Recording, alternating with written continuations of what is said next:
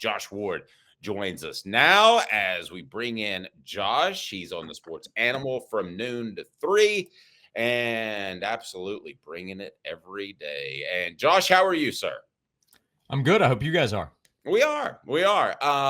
Josh's appearance is brought to you by Dynasty Pools and Spas. I'll tell you more about them. But first, your early impressions, Josh, of the way Tennessee approached this class. Because to me, this class was in a weird way as made up by the Cooper Mazes and Keenan Pillies of the world as it was freshmen. Because there's only so much NIL money to go around.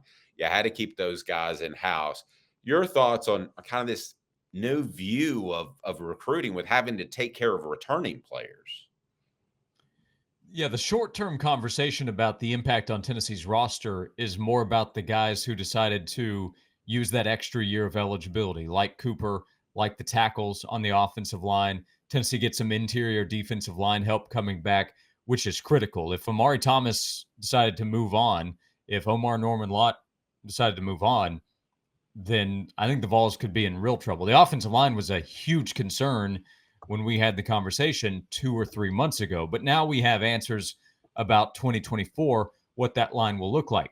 Now in 2025, the offensive line across the board and the interior of the defensive line, those are big questions because those players we're talking about are coming back for one more year, not multiple. The transfer portal search is not finished. Tennessee can find some more help there potentially, but what the offensive line looks like in 2025 will largely be answered by guys like Sham Umarov and Bison Lang from last year's class, and then this group that signed this week, Bennett Warren, Satterwhite, that group.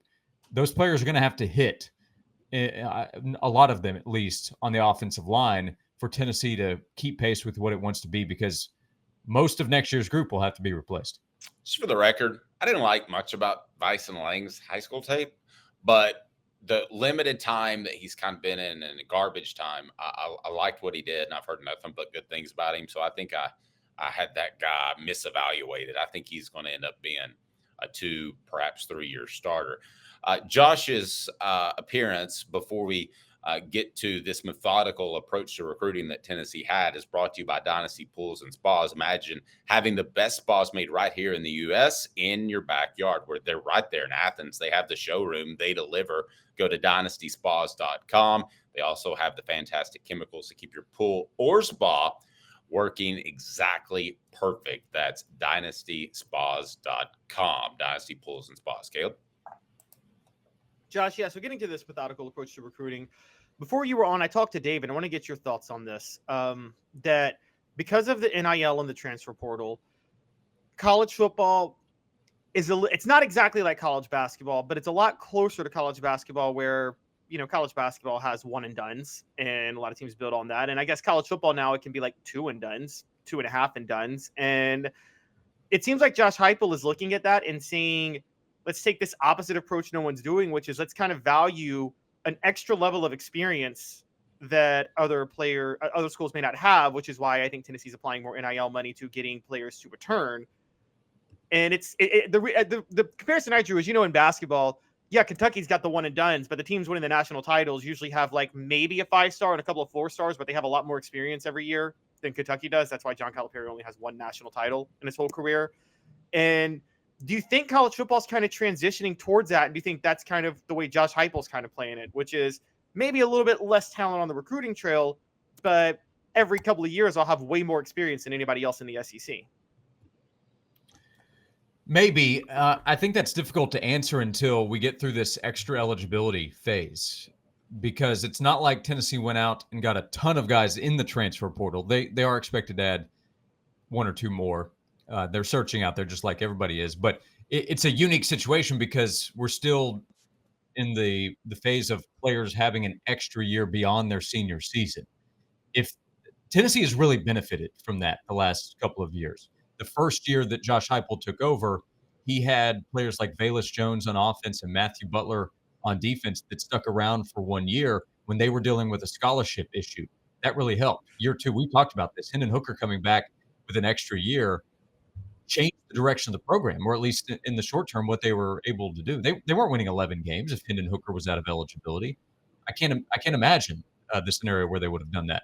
So having these guys come back while they are still trying to fill holes and make up for a 2021 class that would be the rising senior class into 2024, that class is essentially gone. It's like it didn't exist when you look at the roster heading into next year. So having these players come back helps with that. But a year from now, let's see what they're doing. In this recruiting class, Tennessee signing some very highly touted players like Mike Matthews. Braylon Staley, I think, is a really nice prospect at wide receiver that they held off South Carolina against. Boot Carter's a big-time get. Ross, some really important players in the offensive line class. Looks like a nice group. They went after other really highly touted players and just fell short on a few. And that's why they're ranked where they are with a top 15 class that is good, but not where Georgia and Alabama are. And they're telling us still what you really need to do, aren't they? You need to go get the best players in high school and hold on to as many of them as you can and develop as many of them as you can. Texas is doing that. Texas is coming. Okay, so this isn't the make fun of Texas kind of program now. They're in the playoff and they're signing a big-time class again, and you're going to have to deal with them. So, yes, the transfer portal and veteran players that you either know or you have an idea of what you're getting out of them, I do think that's important. But you need to go get the most talented players that you can develop over I'm going to say 3 years, because the most talented players are planning to be there for 3 years and then go on to the NFL. Josh, let me ask you this question. It's today's tough question brought to you by AndyMasonRealEstate.com. And the question is, Tennessee's 2024 signing class is good, good enough, or great? I think it's a good class. I think Tennessee has some difference-making players that can run, like Mike Matthews, like Staley, like Boo Carter. Caleb Beasley can come in and compete at corner right away. Competition is real there. Maybe more real this year than we thought it might be a year ago because they had so many veterans returning. Jermon McCoy comes in with some college experience, but it's a much less experienced defensive backfield with this coaching staff than last year. So those guys look really good on paper coming in, as does the offensive line class. If there were to be the stunner that you add Jordan Seaton, who's still kind of hanging out there, that really changes how that offensive line group is looked at from a talent perspective. But still, let's assume he goes somewhere else. This is a good offensive line group. Interior of the defensive line, I've seen it mentioned in the chat. McKinley is a defensive tackle that has been committed to Texas A&M, highly touted player that is planning to visit Tennessee in January. That's kind of a must get if you're going to change the conversation about the defensive line recruiting. That would be one of the bigger disappointments of this class, is help on the interior of the defensive line. So it's a good class, good players. But what I typically do if we're going to judge a class before everyone arrives is look at Tennessee versus the competition it will face in the SEC. And if you're 12th or 13th in the nation, that's going to leave you 6th, 7th, 8th in the SEC. It's not about what other conferences are doing, which is a shortened list now, of course. It's about what's happening in your own conference. And Tennessee has some catching up to do still. Caleb, if I can, I want to play off Dylan's comment real quick. He says we got to put a show on next year. The roster turnaround in 25 is scary. I actually don't think it's as scary as 24 would have been had it not been for Campbell and Mays returning and Omari as well. I'm not as concerned about the 25 turnaround and now not the 24 turnaround, because it appears to me, looking at Tennessee's direction in recruiting, they're going to build their lines from within and from within high school recruiting, which I think is key. I don't think you can go pick up 2 or 3 offensive or defensive linemen and expect them to have a major impact in the SEC via the transfer portal. I don't think you can either. I think you can get a plug and play kind of guy, but the cohesion you need there, especially on the offensive line, and just the amount of big time players in those positions group is going to be short, and everybody's going to want them. So counting on going out and getting big time linemen to come in and help year in, year out is realistically not going to work. So it needs to come from last year's class and this year's class if we're looking at 2025. I don't know yet in 25. And the offensive line is a massive question for the year after next. Some of those guys still have plenty to prove next year, but at least you know who's out there and bare minimum what you're getting. We have no idea for 2025 on the offensive line, and the interior on the defensive line in 2025 is going to be a big question. James Pierce is gone after next year. So some of the players that have been brought in, like Shadavion Bradley, Caleb Herring, now Jordan Ross, those guys need to develop and hit because Tyler Barron's gone and James Pierce has one more year to go. So that's an assumption, but it's a good one that he's not here in 2025. So Tennessee needs to prepare for some of those difference makers this past season and next year to not be a part of the conversation this time a year from now.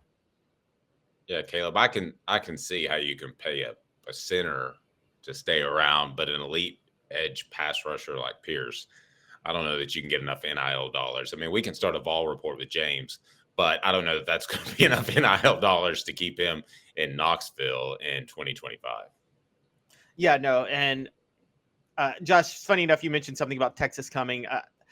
Look, 6 of their 8 blue chips are from the state of Texas. And I've talked for years about how if Texas has a number 5 class, it should be a number 10 class because in-state talent in Texas, while good, is massively overrated on the recruiting trail. And you can track that through the last 20 years on how much they've missed. But in terms of Tennessee, do you think one of the reasons they're going all in on 2024, I wonder if Tennessee's going the Clemson route with Dabo Swinney back in the 2010s, which is to say this. I think when all the other programs in the SEC are doing what they need to be doing, that is, you don't have morons like Ray Goff and Mike DeBose coaching Alabama and Georgia. I think that it's a pipe dream. His name, by the way, is Drunken Ray Goff, according to. Oh, okay. Sorry. Yeah, to celebrate 98 series when he showed up to recruit Mercedes Hamilton hammered. Go ahead. I think it's a pipe dream to think that out of the blue, Tennessee can get national title caliber talent when Alabama and Georgia are at where they need to be. I just don't think it's possible. So I think they have to be a little creative and figure out a way to try to get there without that level of talent. And then maybe just getting there will give Heupel the credibility he needs to get that talent down the road. So my philosophy is maybe they realize that, so that's why they're all in on 2024, because I don't know if they may be where they need to be in terms of talent in 2024, but they are in terms of experience, and a generational quarterback can make up for lack of talent elsewhere. So do you think, does it seem like Heupel is all in on just 2024 to be his, launching pad, rocket launcher, I guess? Well, maybe so. I think most coaches, if they're in a position to succeed, should be thinking short term, what do we need to do to win? And we can continue to, you're always having recruiting conversations. They're recruiting for 2025, 2026 already. That's already happening. But having conversations about what will happen 3 years from now, so much will change in terms of what the competition is, who will be coaching where, players will move around some. But your point about Nico is a big one, isn't it? If Nico is able to become the player that he was projected out of high school, then that should happen quickly. If he really is the best quarterback or one of the 2 best quarterbacks, one of the 2 best players in the 2023 class, well, by 2024, he should be playing at a very high level. And if he's playing at a higher level than Joe Milton this past season, and you have an offensive line that's back that should be as good or really better, shouldn't they be better next year with an extra year to play together?